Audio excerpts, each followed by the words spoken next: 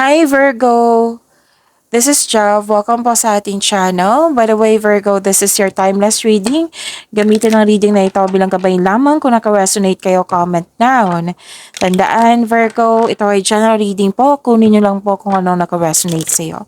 This is for you, Virgo.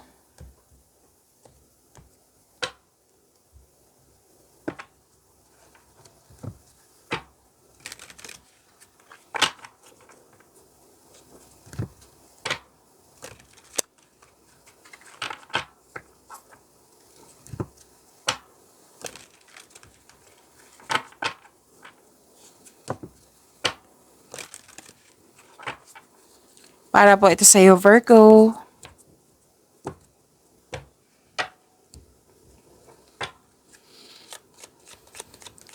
Maraming salamat po sa inyong patuloy na suporta sa mga nag-donate, sa mga hindi nag-skip ng ads. Maraming salamat po.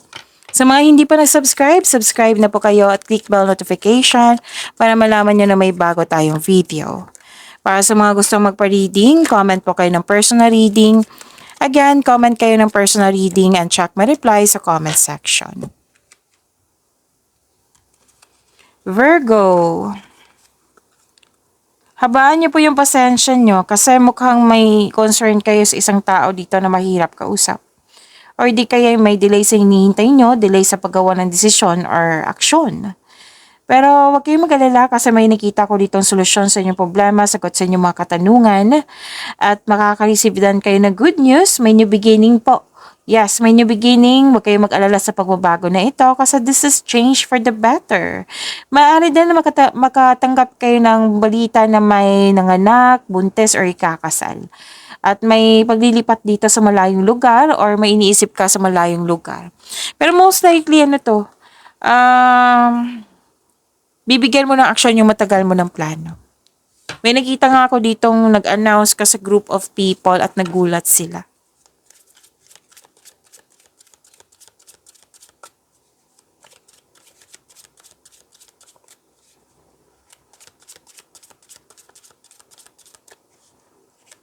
Energy po para kay Virgo.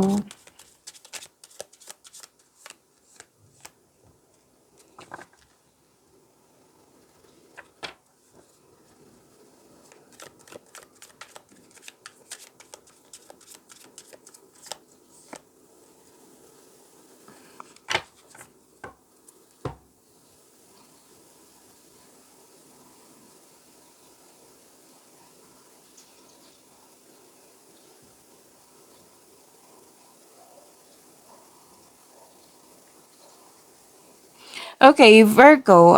Nakita ko dito, malakas ang iyong intuition. Nang dahil sa malakas ang iyong intuition, may sekreto kang malalaman o malalaman mo na kung sino yung manloloko o nanloko sa iyo. So this card tells you na dapat ikaw ay magpahinga at magnilay-nilay. What I meant is babala din po ito sa mga kaaway na nagtatagong anyo. So be careful of seeing things that are not there. So may sekreto pong mabubulgar. Pwede kung malapit ito sa iyo, magkakaroon po ng honest conversation. Kung may kontrata po, alamin mo na mabuti kasi may nakita ko ditong hidden charges. Oo, ma-discover mo ito kasi nga malakas ang iyong intuition.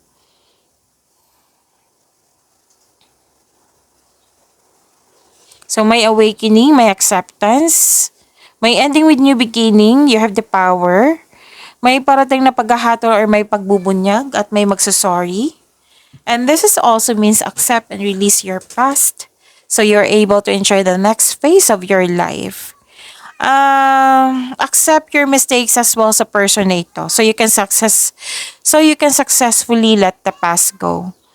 Maaari din na magpakita yung taong malapit sa iyo dati na nagkaroon ka ng loss of connection. Maaring babalik po siya para humingi ng tawad at mag-put ng closure. Pero balak pa ito hindi pa aksyon.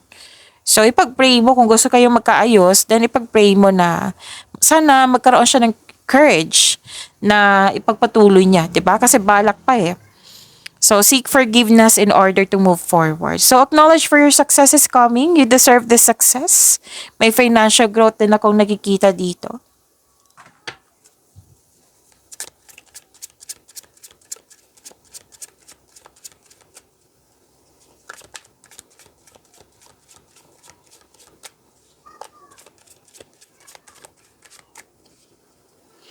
Career and money po ni Virgo.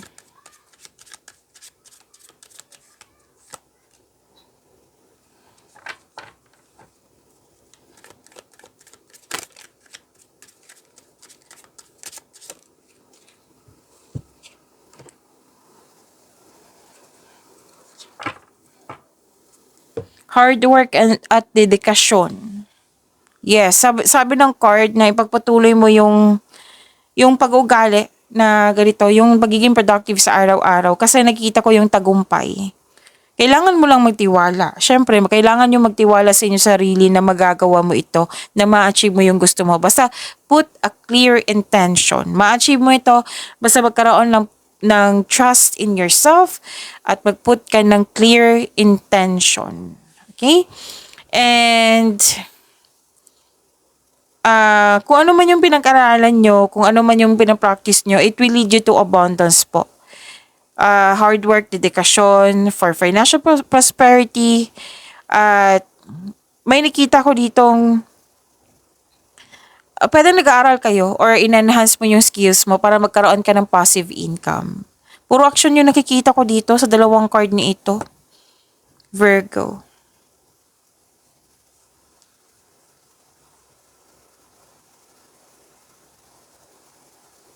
So may parating na offer, new opportunity or project na very excited po kayo.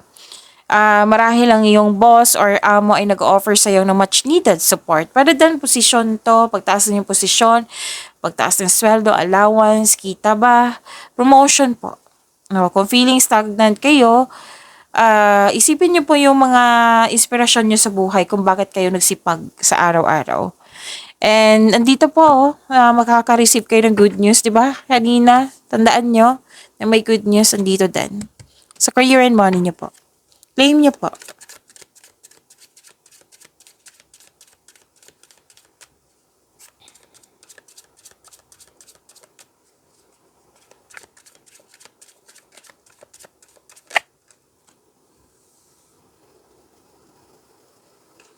This is about your love life, self-love, partnership, and romance, Virgo.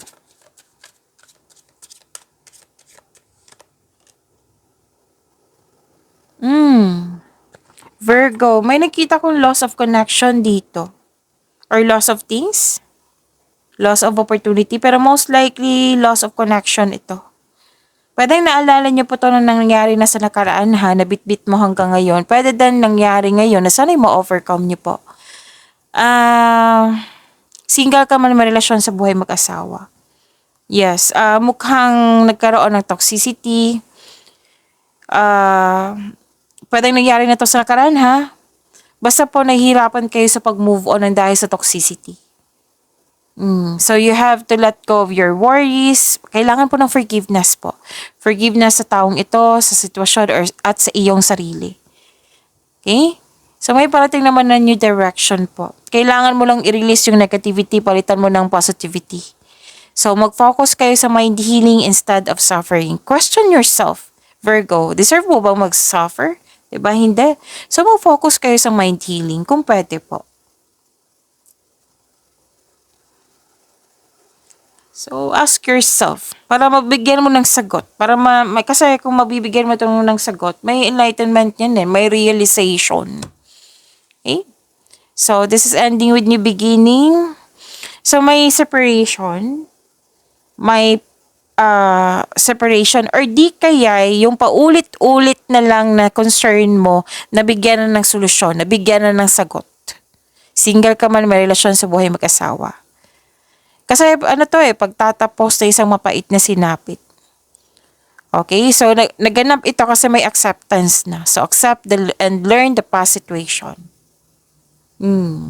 So, kailangan magkaroon sa dalawang card na ito, kailangan na magkaroon ng healing. Gagawin mo to, hindi lang para sa kanila, kundi para sa iyo. You have to let go and move forward. Okay? And, kasi kung kakapit ka pa sa karaan to natapos na.